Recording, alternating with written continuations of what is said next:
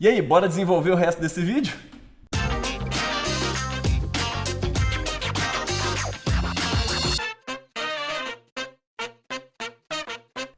Fala galera, eu sou Jaime Sepulcro, professor da oficina de linguagem do programa Jovem Independente, e hoje a gente continua falando sobre desenvolvimento. A gente está, não se esquece, na aula sobre produção textual, tá? E hoje a gente continua a aula sobre desenvolvimento. Lembrando que um texto dissertativo argumentativo, a redação, que é o tipo de texto que pede no Enem, ele é construído a partir de uma introdução, de um desenvolvimento e de uma conclusão. E hoje a gente está continuando aqui falando sobre tipos de desenvolvimento.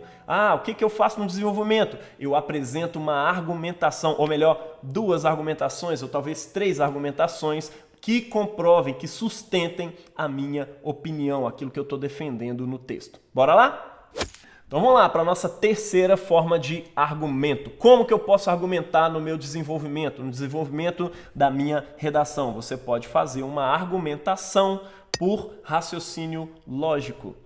Você cria uma relação aí de causa e efeito, né, para poder demonstrar que a sua conclusão não é uma coisa aí simplesmente que você tirou da sua cabeça, ela é uma coisa necessária, tá? Você tem uma conclusão ali, eu apresento um raciocínio lógico antes para poder dizer que essa conclusão é necessária, que ela é urgente. Por exemplo, veja aí esse texto do Drauzio Varela na Folha de São Paulo, tá? Está falando ali sobre tabagismo.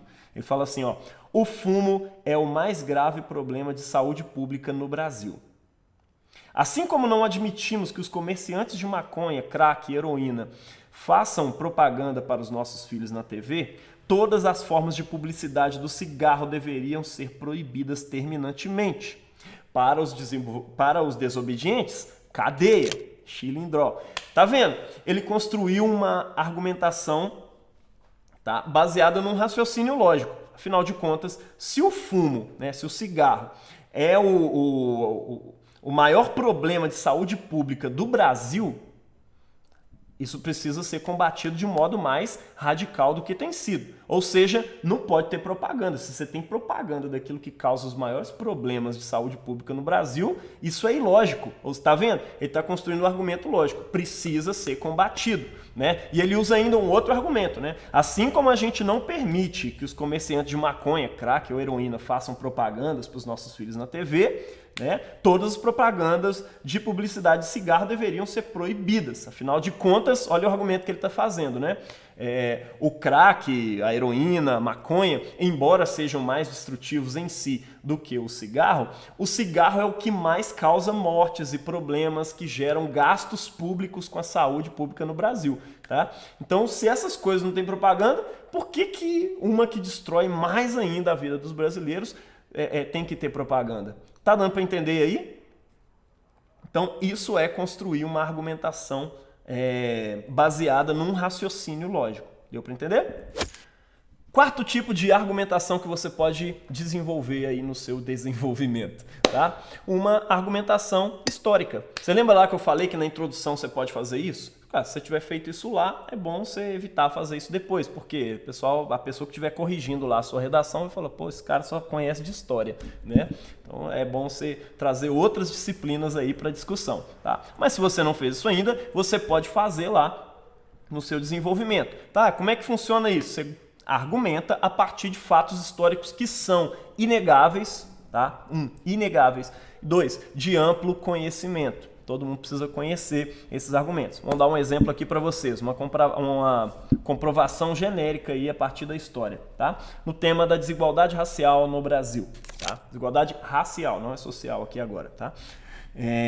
Em primeiro lugar, é importante compreender que as relações raciais no Brasil são desarmônicas desde o princípio, o que se comprova diante do fato da existência das relações de escravidão nos primeiros 388 anos da história nacional. Deu para entender? Eu estou defendendo que argumento? Que a desigualdade racial existe de fato. Tá? E que argumento que eu estou trazendo? Eu estou dizendo que isso é histórico e todo mundo sabe que os 388 primeiros anos da nossa história existia escravidão, né? Ou seja, eu estou dizendo que essas relações são desarmônicas, ó, não é de hoje, é desde o princípio. Tá? Esse é um dos argumentos que eu estou trazendo na minha redação a respeito da desigualdade racial no Brasil. Deu para entender?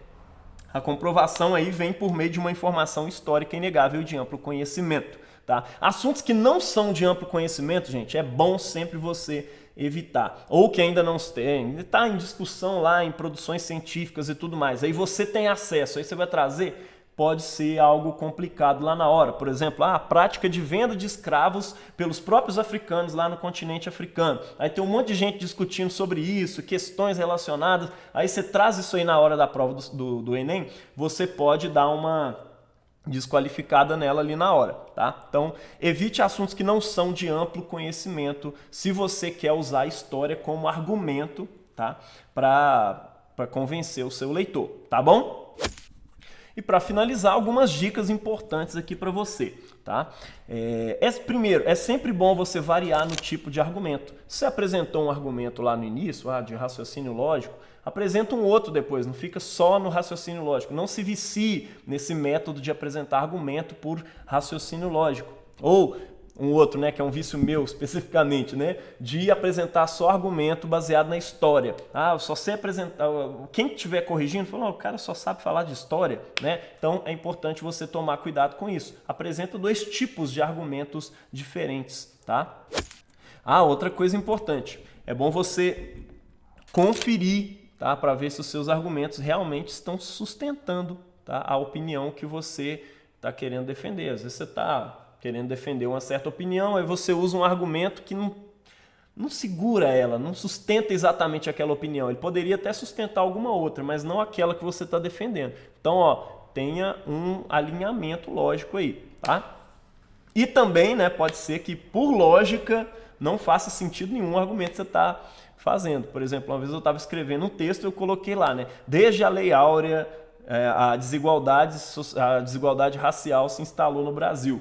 Na verdade, eu estava querendo dizer que na Lei Áurea você tem o negro sendo libertado, então há direitos iguais, só que na prática eles não são iguais, né, e tal. Só que eu fui colocar aqui, eu acabei escrevendo dessa forma, né, que a partir da Lei Áurea a desigualdade racial se instalou no Brasil. Só que como assim se instalou no Brasil? Ela já existia há muito tempo atrás, ela não existia não? Então, já existia escravidão desde o século XVI. Né? Então tem que tomar muito cuidado com os argumentos, você tem que verificar sempre esses argumentos, reler os seus parágrafos, você vai ter tempo para isso. Tá? Relaxa e você vai conseguir fazer uma ótima redação, uma redação nota 1000 no Enem, se você seguir esses passos aí, tá bom?